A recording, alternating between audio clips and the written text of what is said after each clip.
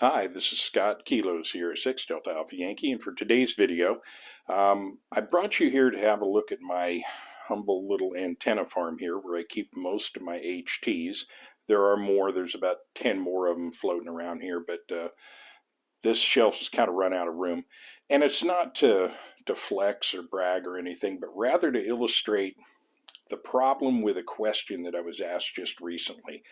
And what this was I had a fairly newly licensed technician level operator, just getting started in radio, doesn't own any radios at the moment.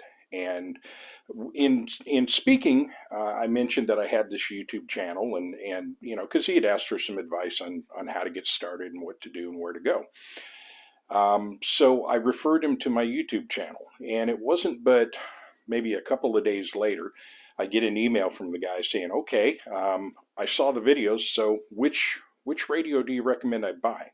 Now, since most techs are going to start out at least buying an HT as their first radio, that question's already been solved. But he asked me which one is good to go. Which one do you recommend? Now, from my perspective, I just want to point and go, well, look at the videos.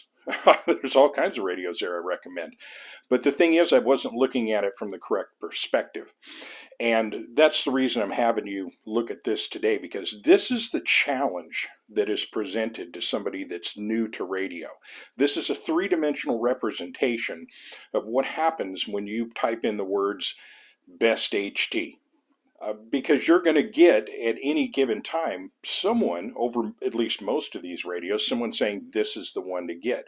And this may be by virtue of the fact that that's the radio that person uses, or they might have a preference for a certain brand, and on it goes. But it's, for a new guy, it's a challenging proposition. And if, well, I'll take my example, for instance. I followed the same route that probably 80% of the guys out there are following in the past, 7 to 10 years, and they start out with different Baofangs, and then they eventually move up to something else. And you can make a lot of mistakes along the way, and that's sort of the intent of this channel, is to help you avoid some of those mistakes. But one problem that I encountered in trying to answer this question for this guy was, I'm looking here and I'm going, well, okay, at any given time, at least half of the radios on this shelf, I've said, hey, these are good to go, buy with confidence. But that really doesn't help solve the problem. Now, I do have an answer to this question, fortunately, because what I'm going to illustrate at this point is I'm going to tell you the number one radio that I tend to recommend in most cases to new ham radio operators. And it's actually a pretty simple choice, but I sort of wanted to take you through my thought process on this and explain why I'm declaring this one to be my number one recommended radio. Now, that's not necessarily saying this is the best radio that you can buy. That's not the answer. That's not the question that was asked. What I'm looking at is, what is the best radio to recommend to a new radio operator so that they have a positive starting experience, so that the radio doesn't become a factor of aggravation or a conflict point. Something that they're going to have an easy success with, is going to give them a good start and is going to give them a good direction down the road of radio. So at this point, let me go ahead and pick out the radio that we're going to be talking about today. And for some of you, it'll be no surprise, but for some of you, might arch an eyebrow, but it's going to be the Yaesu FT65. So at this point, let me go ahead and move this to the table. And I'm going to talk a little bit about this and sort of explain my thought process on this, and explain why this is currently, and has been for a couple of years now, the number one radio that I recommend to new amateur radio operators. So at this point, let's go ahead and move to the table, and I'll break it down for you. Okay, we're back on the table with the Yaesu FT65, and now comes the important part of explaining why the FT65. So I'm going to go over my thought process that informed my my selection of this radio, and in doing so, I'm going to talk about some of the features of the FT65, but this is not a review of this radio. If you're interested in more information regarding the FT65, I have a full playlist of videos available, and I'll leave a link in the description where you can find those, where I have review videos, I have follow-up videos, accessory videos, but most importantly, I have a full operator's instructional series of videos that goes through all the different steps of being able to program this radio from the front panel and take it from the initial setup point all the way to saving simplex and repeater memory channels, applying them to the memory system, allocating them into memory banks, the whole gamut. So all the information you need to run this radio already exists on the channel. And the reason for that is I've been pretty high on this radio. This radio has been one of my favorite radios for quite a long time now. And as I said, it's my #1 recommended radio and has been for a couple of years. In fact, one of the things I used to do when I was involved with the Tulare County Amateur Radio Club was every year at their Christmas party, I would donate an FT65 to the prize table, with the hope in mind that someone would get a better HT than they're currently using, or that they could re-gift that radio to someone that needed a better HT than they were currently using. Not even a new guy thing, just a better radio thing. So this is a good radio sort of all around, but it's particularly suitable to the new guy because it possesses a unique set of features. Now, that shelf full of radios that I just showed you, there's a lot of radios in there that I wouldn't have a problem at all with anyone showing up to a radio club meeting with one of those radios. I'm not saying every other radio on the shelf is a bad radio. I'm also not saying this is the best radio you can buy. I'm just saying for a new guy with a limited set of skills, this is the most appropriate radio for them to initially buy. Because of that unique set of features that it has. And I'll allude to those features as we go through. But let's talk. I want to take a second and start to get into the thought process of recommending radios. And this is not so much for you new guys. This is more towards the veterans that are going to be listening in on this, wondering what I'm up to. When someone asks you for a radio recommendation or an equipment recommendation, you need to understand they're asking you that for a very important reason. They're asking that because they respect your opinion. If they didn't respect your opinion, they would not be asking you in the first place. So you need to make sure you keep that in mind, and always keep in mind that any recommendation you render needs to be focused towards that positive initial user experience. I used that term earlier, and I'm going to use it a lot throughout this. You don't want to give someone a recommendation that's going to turn out to be a problem for them. Either a problem in terms of wasting money. Well, it's always a problem in terms of wasting money if the solution doesn't work. But you don't want to put them into something that's going to cause a lot of frustration and problems for them. You want to give them the easiest experience possible. And that's where this FT65 really comes in, because it does that quite well.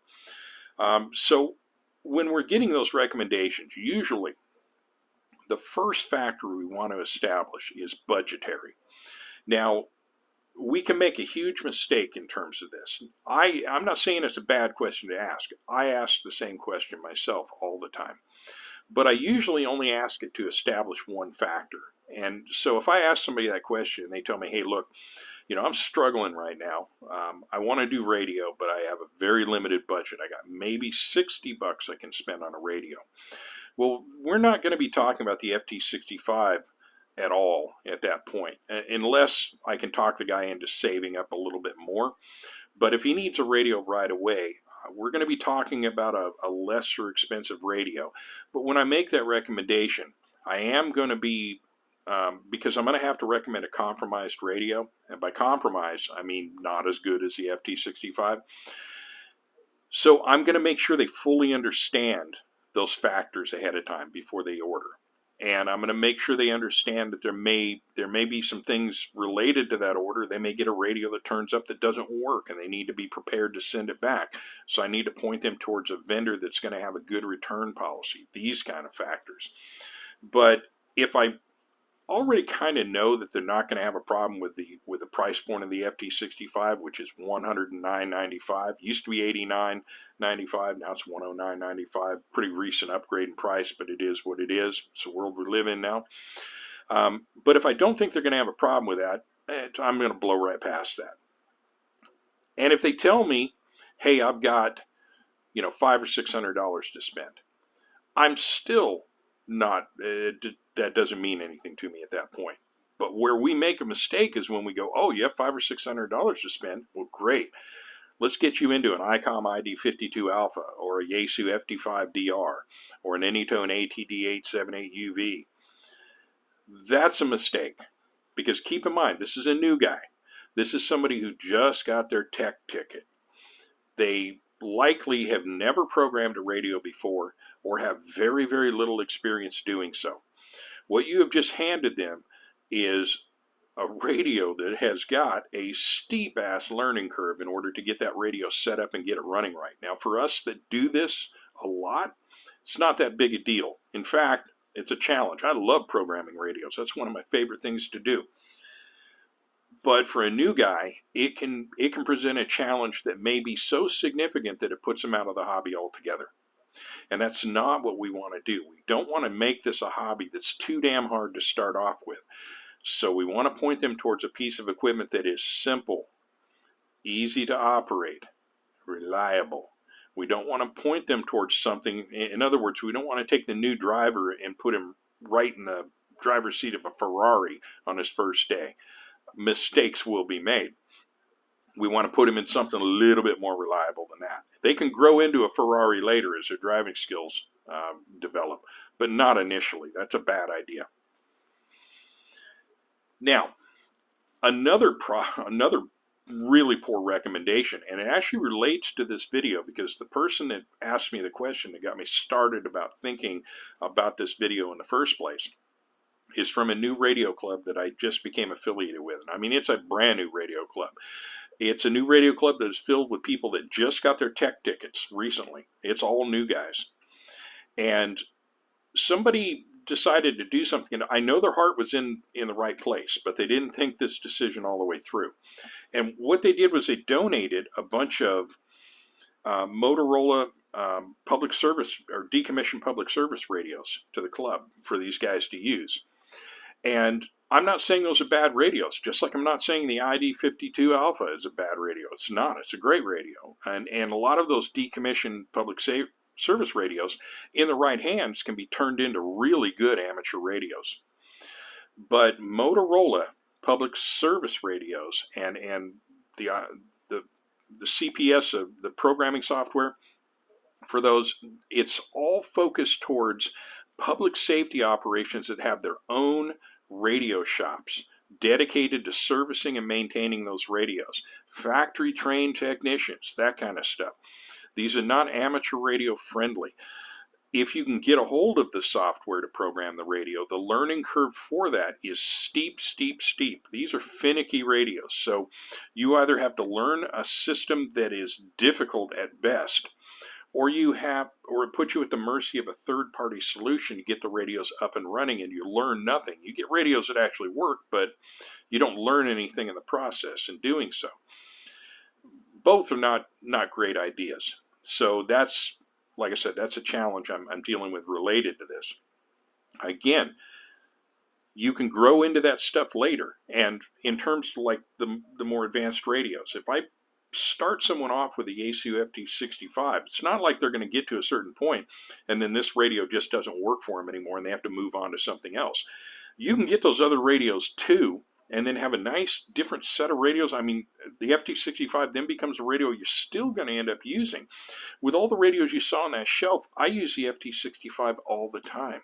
And I do so because it's a nice knock-around radio. It's something that I can throw in the car, take around with me on trips and stuff. I use this thing constantly.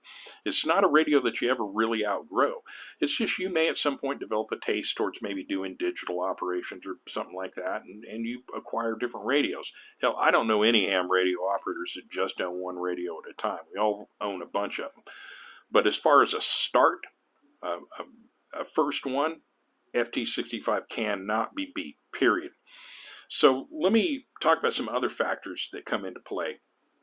And this again goes towards the recommendation. And I'm going to talk a little bit about recommending to the other side of the equation, recommending the cheap stuff. Because a lot of times people think, well, okay, it's a new guy, and they've already kind of cottoned on to the fact that most people start with one radio and then they move on to more advanced radios. So they figure, why spend a lot of money up front? Let's get somebody into one of the cheap Chinese radios, and then if they determine that the hobby is not for them and they're going to move on, they're not out all that much money. Or if they're going to start upgrading to other radios, they're not out all that much money. Now, this was the start that I did. I didn't ask anybody for any recommendations. I saw some stuff on a forum and I started buying Baofangs. And I started with the UV5R, then I went to a couple of BFF8 HPs, and I messed around with those for about a year. And then I bought my first FT60 and never looked back. And I legitimately have not taken a UV5R or a BFF8, whatever that is, BFF8 HP. I have not done anything with those radios since I upgraded to the FT60. I don't even touch them anymore. So in the process, yeah, I was out a decent amount of money with all the upgrade stuff I did on those, because that was 3 radios and then the extendo batteries and whip antennas and all that, and it all went to basically nothing. And I really got no more use out of those. That's not going to be the case with the FT65, by the way. Like I said, you'll buy this, you might move on to more advanced radios, but you'll still continue to use this, if only as a decent backup radio for your MCOM bag. But again, you'll find this is not a radio that you'll really ever outgrow. It'll still stay in the system. But another problem related to the cheap Chinese radios is this. Ask yourself this. If they're selling these radios for $25 to $30 per unit, and you understand the economy of doing that, because there's the manufacturer's price and there's a distributor price and then there's a dealer price and then there's a retail price. So there's different steps in there, going all the way back to the manufacturer's price, the minimum price, the actual cost of the radio, to buy the components for the radio, pay for the labor to assemble it, and then make a modicum of profit before it moves on to the next level of price structures. We're ultimately talking about radios that are being basically the manufacturer's cost of the radio is down around $8 to $9. If they're going to make any kind of a profit at all within that structure. So what really is going into that radio? Well, I can tell you the only way to make that price point is to produce the radio using the absolute lowest cost components you can possibly purchase to make an operational radio. So lowest price components always equates to lowest quality components. And in terms of consistency, that varies radically, because for those people to make any kind of a profit on those components, they got to make cuts all over the place as well.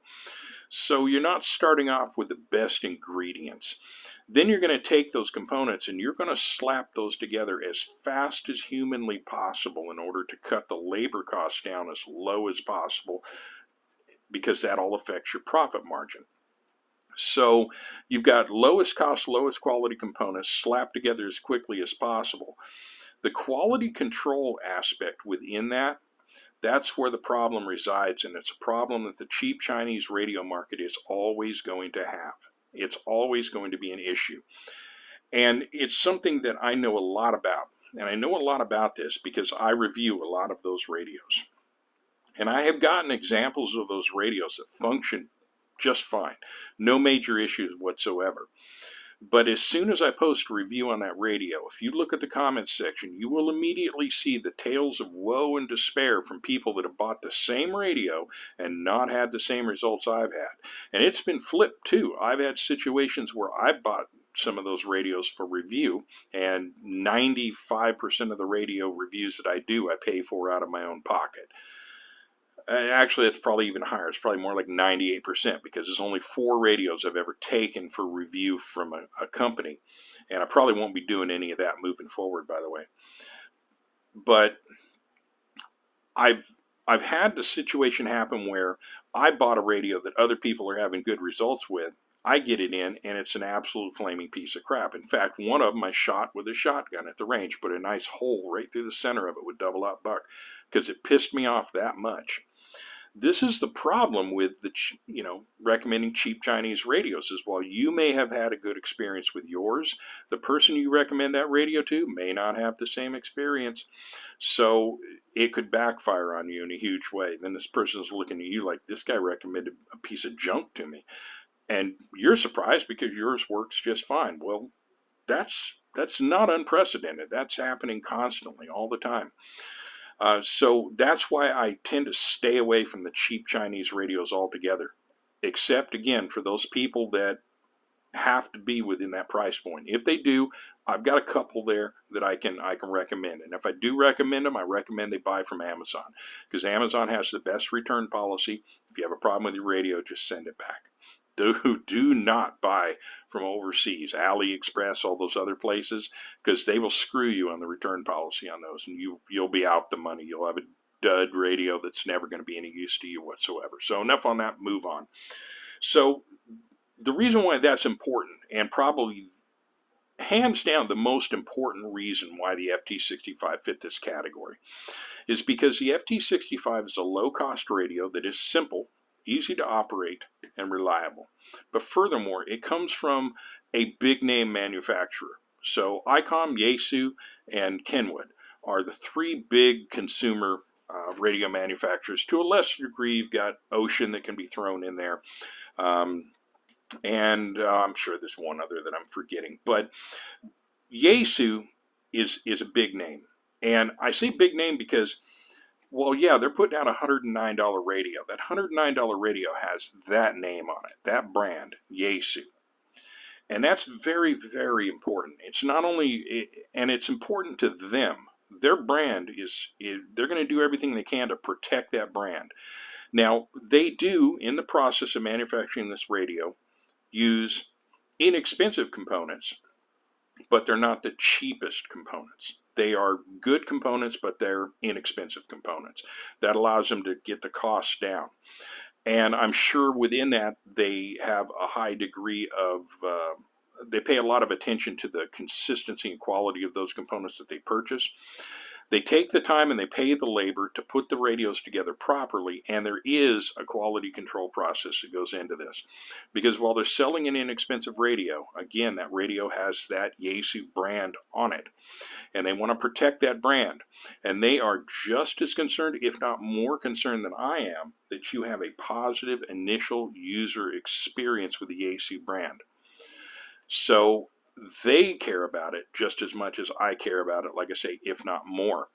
Because what they're concerned about is if you have a good experience with the FT65 and you go, hey, that radio was pretty good. I got a good start in amateur radio. I'm ready to now upgrade. I want a bigger, better HT.